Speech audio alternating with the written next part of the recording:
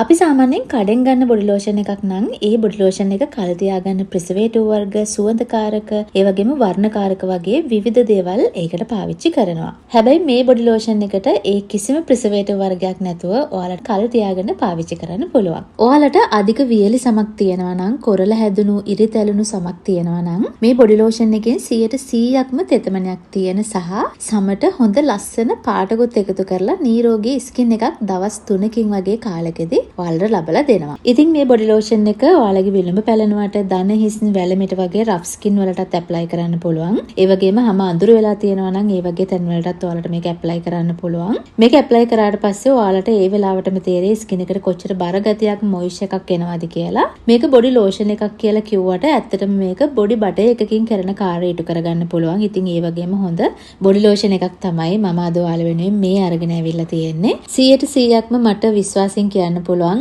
මේ body lotion එකෙන් ඔයාලගේ ස්කින් එක ගොඩාක්ම කලයකින් අප් වෙනවා කියලා. ගොඩාක් කළු කෙනෙක් කිරි සුදු පාටක් වෙනවා කියන එක නෙවෙයි මම මේ කියන්නේ. නමුත් ඔයාලගේ ස්කින් එක මොන කන්ඩිෂන් එකක තිබුණත් ලස්සන ගෝල්ඩන් කලර් එකක් මේ ලෝෂන් එකෙන් ගන්න පුළුවන්.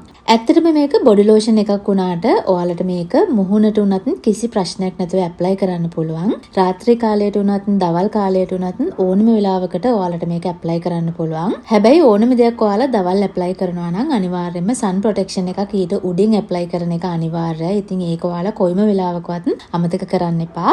තවත් දෙයක් තමයි ඔයාලා මේක මුහුණට ඇප්ලයි කරනවා නම් ඔයාලා දැනගත යුතු කාරණා ටිකක් තියෙනවා. ඉතින් ඒ ටික මම ඔයාලට ක්‍රීම් එක හදලා ඉවරනාට පස්සේ ඇප්ලයි කරන වෙලාවට කියන්නම්. ඉතින් ඒ වෙනකන් ඔයාලා වීඩියෝ එක දිගටම බලන්න. මොකද මුහුණට ඇප්ලයි කරද්දී මම මේකට දාලා තියෙන අමුද්‍රව්‍යත් එක්ක ඔයාලට ටිකක් දැනුම අවශ්‍ය වෙනවා. ඉතින් ඒ නිසා අනිවාර්යයෙන්ම ඔයාලා මේ වීඩියෝ එක මිස් නොකර බලන්න. ඇලෝවෙරා ජෙල් තමයි මම මේකට පාවිච්චි කරන්නේ. ඔයාලට නැචරල් එක උනත් මේකට පාවිච්චි කරන්න පුළුවන්. හැබැයි මම කලින් කියපු විදිහට නැචරල් එක පාවිච්චි කරොත් ඔයාලට මේක කල් තියාගන්න බැරි වෙනවා. ඉතින් ඔයාලට වඩාත් හොඳයි මේකට කඩෙන් ගන්න පාටක් සුවඳක් නැති ඇලෝවෙරා ජෙල් එක මෙතෙන්දි පාවිච්චි කරන එක. ඔයාලා ස්ටෝර් කරගන්න කාලය අනුව, ස්ටෝර් කරගන්න භාජනය අනුව ඇලෝවෙරා ජෙල් මේ වගේ පිරිසුදු කරගත්තු භාජනයකට දාගන්න. මම මෙතනදී මේ සැහැඳි 4ක් වගේ තමයි එකතු කරගන්නේ. ඊළඟට ඔයාලට ඕන වෙනවා ග්ලිසරින්. ග්ලිසරින් ඔයාලට පොඩි බෝතල් විදිහට ෆාමසි එකකින් මිලදී ගන්න පුළුවන්. මේ වෙනකන් මගේ channel එකේ හිටපු අය නම් දන්නවා මේ ග්ලිසරින් අපට අපේ ලස්සනට කොච්චර උපකාරී වෙන දෙයක්ද කියලා. කොණ්ඩෙට, ස්කින් එකට, තොල් වලට, නියපොතු වලට මේ හැම දෙයකටම පෝෂණයක් දෙන්න පුළුවන් දෙයක් තමයි මේ ග්ලිසරින් කියලා කියන්නේ. ඉතින් ඔයාලට මෙතනදී ග්ලිසරින් නැත්තම් ඔයාලට මේක ඔප්ෂන් එකක් විදිහට පාවිච්චි කරන්න උනත් පුළුවන්. ග්ලිසරින් නැහැයි කියලා ඉතුරු අමුද්‍රව්‍ය ටික තියනවා නම් ඔයාලට මේ ලෝෂන් එක හදාගන්න පුළුවන්. ඉතින් ග්ලිසරින් ඔයාලා මෙතෙන්දී පාවිච්චි කරනවා නම් මේකට තවත් ලොකු පෝෂණයක් එකතු කරගන්න පුළුවන්. ඉතින් ග්ලිසරින් තේ හැන්දක් විතර වගේ ප්‍රමාණයක් මේකට ඇඩ් කරගත්තාම හොඳටම ඇති. ඉතින් ඊළඟට මම මේකට ආමන්ඩ් ඔයිල් එකතු කරගන්නවා. ආමන්ඩ් ඔයිල් නැත්තම් vitamin E oil, extra virgin coconut oil, jojoba oil මේ වගේ ඕනම දෙයක් මේකට එකතු කරගන්න පුළුවන්. මේ හැම දෙයකටම වඩා මම මේකට ආමන්ඩ් ඔයිල් එකතු කරගත්තේ ස්කින් එකට අත්‍යවශ්‍ය වෙන විටමින් වර්ග, මිනරල්ස් වර්ග, ෆැටි ඇසිඩ් සහ ආමන්ඩ් ඔයිල් කියන්නේ හොඳ ඇන්ටිඔක්සිඩන්ට් එකක්. අපේ ස්කින් එක වගේම හෙයා එකත් හයිඩ්‍රේට් කරන්න පුළුවන්. ඒ විතරක්ම නෙමේ ස්කාර්ස් නැති කරන්න, ස්ට්‍රෙච් මාර්ක්ස්, රින්කල්ස් නැති කිරීමේ හැකියාවත් ආමන්ඩ් ඔයිල් වලට තියෙනවා. ඉතින් ඒ නිසාම මේ ලෝෂන් එකට හොඳම ආමන්ඩ් ඔයිල් කියලා හිතපු නිසා තමයි මම මේක ගත්තේ.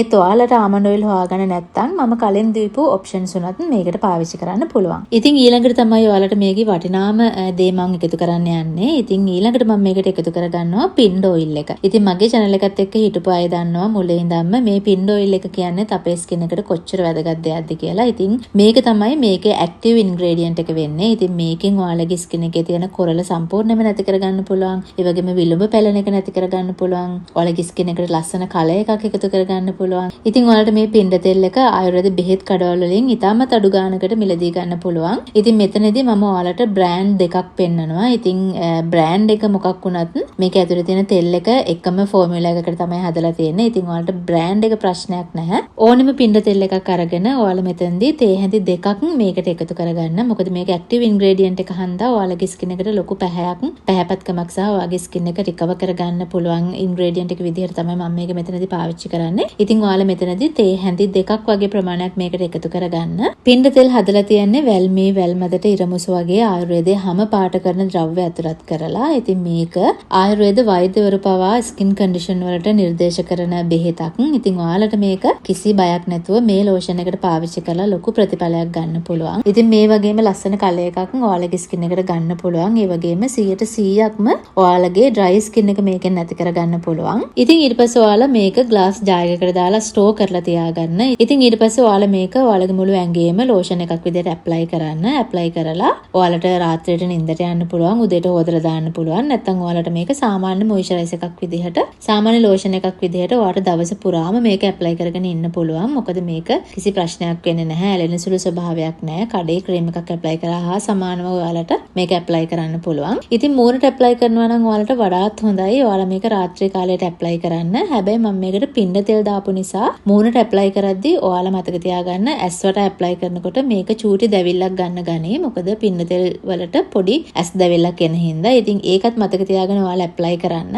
දහවල් කාලයේදී මූණට ඇප්ලයි කරනවා නම් අනිවාර්යයෙන්ම ඊට උඩින් සන් ක්‍රීම් එකක් ඇප්ලයි කරන්නත් අමතක කරන්න එපා. ඉතින් එහෙනම් මම අදට ගිහිල්ලා එන්නම්. තවත් ලස්සන අලුත් වීඩියෝ එකකින් ආපහු හම්බ වෙනකම්. බයි.